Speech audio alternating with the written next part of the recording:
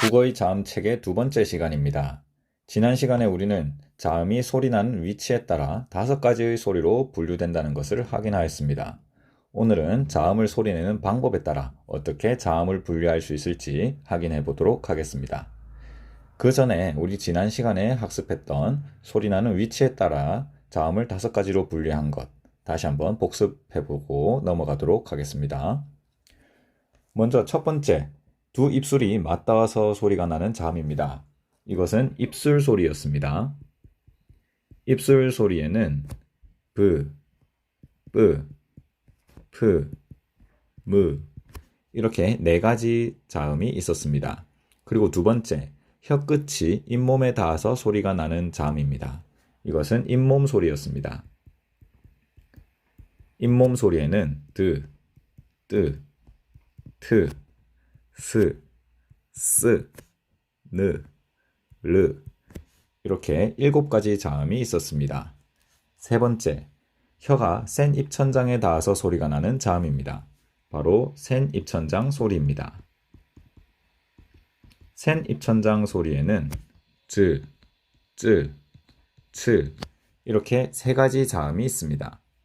다음 네 번째, 혀가 여린 입천장에 닿아서 소리가 나는 자음입니다. 이것은 여린 입천장 소리입니다. 여린 입천장 소리에는 그, 끄, 크, 응 이렇게 4가지 자음이 있었습니다. 마지막 5번째, 목청 소리입니다. 목청에서 소리가 나는 자음이죠. 이 목청 소리에는 흐, 하나의 자음이 있었습니다. 지금까지 지난 시간에 학습했던 소리나는 위치에 따른 자음 분류를 확인해 보았습니다. 그럼 지금부터 소리내는 방법에 따른 분류를 확인해 보도록 합시다. 먼저 첫 번째 기준입니다. 입안이나 코안이 울리느냐 울리지 않느냐에 따라서 울리면은 울림 소리, 울리지 않으면 안 울림 소리로 나눌 수가 있습니다. 울림 소리는 콧소리와 흐름 소리로 나눌 수 있는데, 콧소리의 경우 코를 막고 발음을 했을 때 발음이 되지 않으면 콧소리라고 할 수 있습니다. 콧소리에는 무, 느, 응 이렇게 3가지 소리가 있습니다. 코를 한번 막고 발음해 볼까요? 무, 느, 앙 소리가 달라지죠? 입안의 통로를 막고 공기를 코로 내보내기 때문에 코를 막으면은 공기가 코로 나오지 못하면서 소리가 이상해집니다. 이런 소리를 콧소리라고 합니다. 다음은 흐름 소리입니다.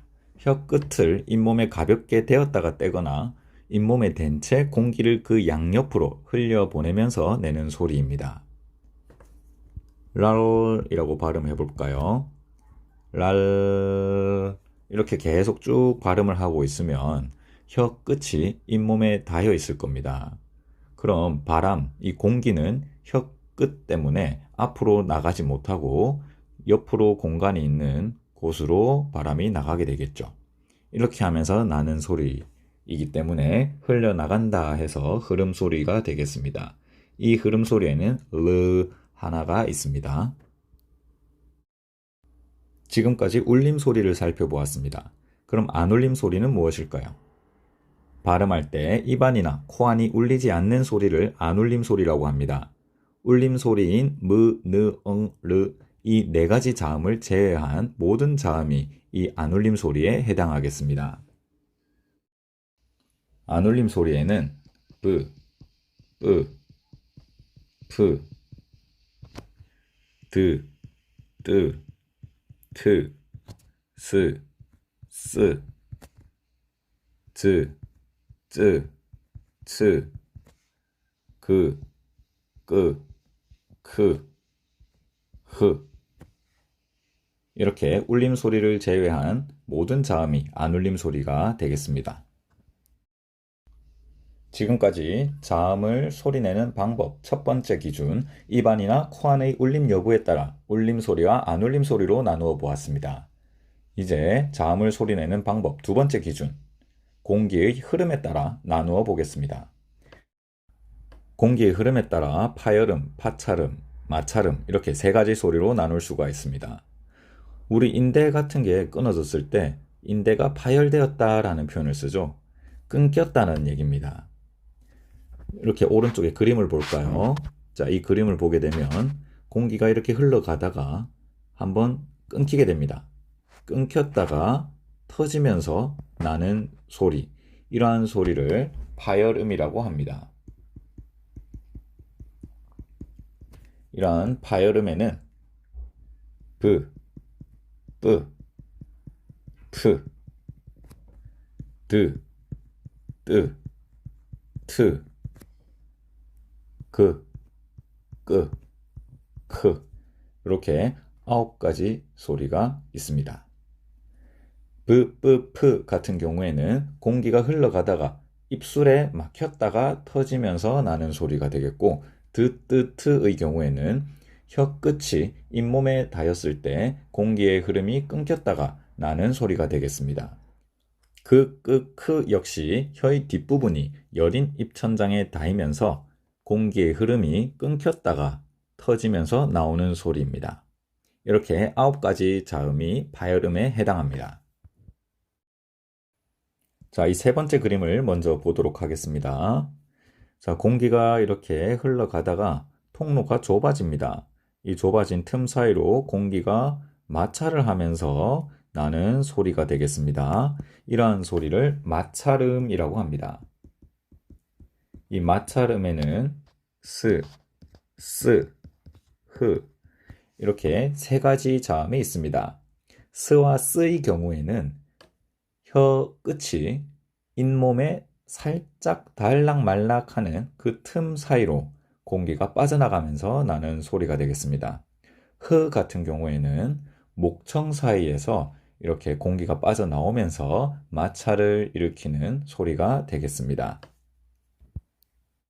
지금까지 파열음과 마찰음을 살펴보았습니다. 이제 이 두 번째 그림을 한번 볼까요?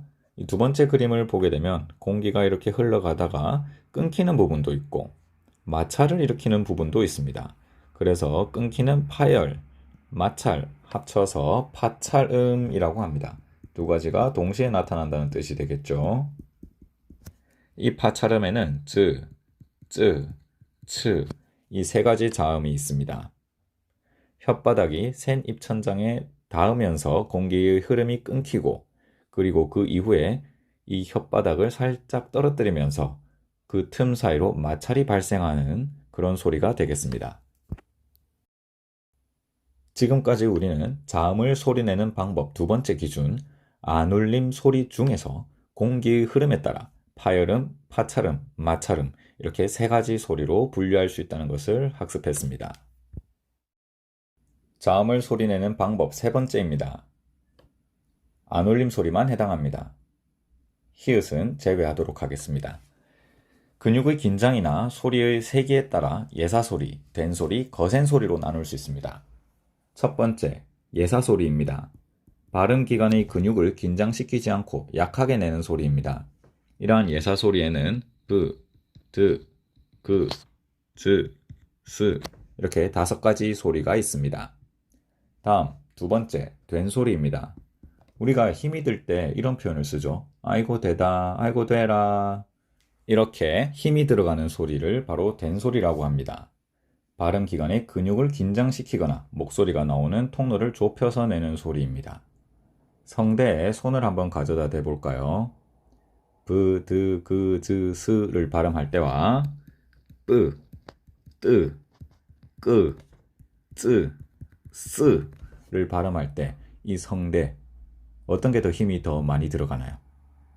네, 된소리가 힘이 더 많이 들어갑니다. 이 성대를 더 긴장시키기도 하죠. 이러한 소리를 된소리라고 합니다. 세 번째, 거센소리입니다. 이 거센소리는 발음기관의 근육을 긴장시켜 숨을 거세게 터뜨려내는 소리입니다. 프, 트, 크, 츠 이렇게 4가지 소리가 있습니다. 예사소리와 거센소리를 한번 구별해 볼까요? 손을 입 앞에 한번 가져다 대어 봅시다.